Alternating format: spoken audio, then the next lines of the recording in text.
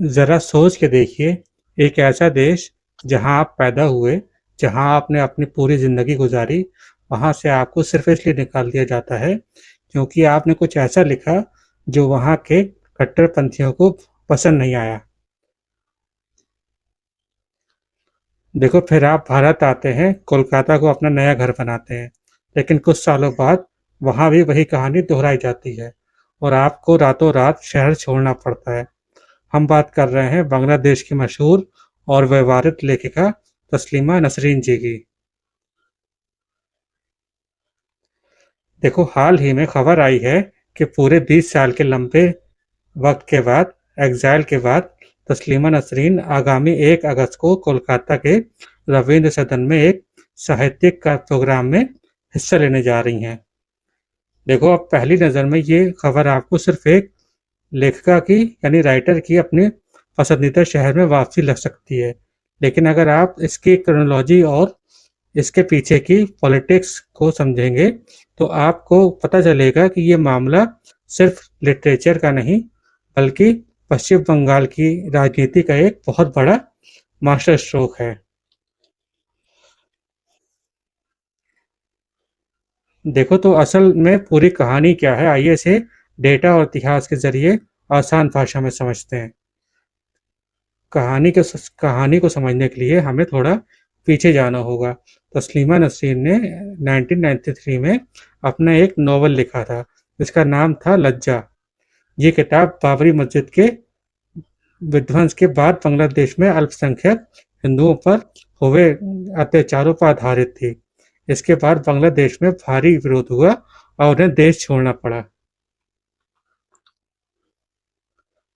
साल 2004 में वो कोलकाता आईं, लेकिन नवंबर 2007 में उनकी एक और किताब द्विखंडितों को लेकर कोलकाता की सड़कों पर उग्र प्रदर्शन शुरू हो गए।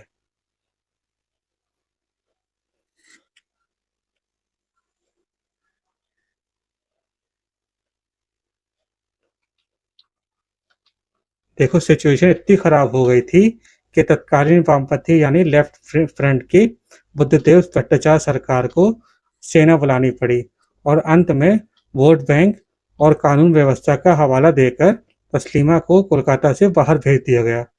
2011 में जब ममता बनर्जी की टीएमसी सरकार आई, तब भी उन्होंने तस्लीमा की वापसी का रिस्क बिल्कुल नहीं लिया, क्योंकि देखो, राज्य में एक बड़े वर्ग के नाराज होने का उनको डर था। तो फिर आज ऐसा क्या बदल गया कि तस्लीफा नसीम वापस आ रही हैं। देखो, यहाँ एंट्री होती है पश्चिम बंगाल के मुख्यमंत्री शुभेंदु अधिकारी की। इस कार्यक्रम के आयोजकों का कहना है कि उन्होंने शुभेंदु अधिकारी से कांटेक्ट किया, जिन्होंने लेखिका को पूरी सुरक्षा का आश्वासन भी दिया। अब यहाँ पर हमें दोनों पहलुओं को समझना होगा। पहला नंबर, शुभेंदु अधिकारी और भाजपा का पक्ष। देखो, उनका कहना है कि पिछली वामपंथ और तृणमूल सरकारों ने सिर्फ तुष्टीकरण यानी अपीसमेंट की राजनीति के लिए एक राइटर की अभिव्यक्ति की आज़ादी को कुचला था। वो इस कदम से ये संदेश देना चाहते हैं कि उनकी सरकार में कट्टरपंथियों के आगे घुटने टेके नहीं जाएंगे और वो फ्री स्पीच के साथ खड़े हैं। लेकिन अब आता है पहलू नंबर 2, जो कि इस सिक्के का दूसरा पहलू है। देखो, आलोचकों यानी क्रिटिक्स और एक्सपर्ट का मानना है कि यहाँ फ्री स्पीच से ज़्यादा राजनीति काम कर रही है। भाजपा तस्लीमा नसरीन को सुरक्षा देकर राज्य में ममता बनर्जी की सरकार को घेरना चाहती घेरना चाहती है और ये दिखाना चाहती है कि टीएमसी एंटी हिंदू या प्रो कट्टरपंथी रही है। इसके अलावा एक बड़ा सवाल ये भी उठता है कि क्या हमारी सरकारें वाकई फ्री स्पीच को लेकर इतनी सीरियस हैं, क्योंकि रिपोर्ट्स बताती हैं कि जब भारत के भीतर ही कुछ लेखक, जर्नलिस्ट या एक्टिविस्ट सरकार की नीतियों की आलोचना करते हैं, तो अक्सर उन पर कार्रवाई कर दी जाती है। देखो, तो क्या फ्री स्पीच सिर्फ तब तक अच्छी है जब तक वह विपक्ष या पड़ोसी देश के कट्टरपंथ पर सवाल उठाए।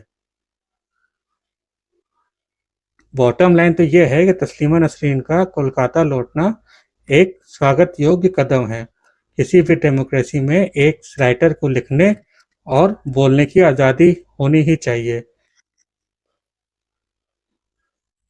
लेकिन एक अवेयर सिटीजन के तौर पर हमें यह समझना होगा कि क्या ये आज़ादी वाकई सिद्धांतों पर आधारित है या फिर ये महज एक पॉलिटिकल नैरेटिव सेट करने का टूल बन गया है।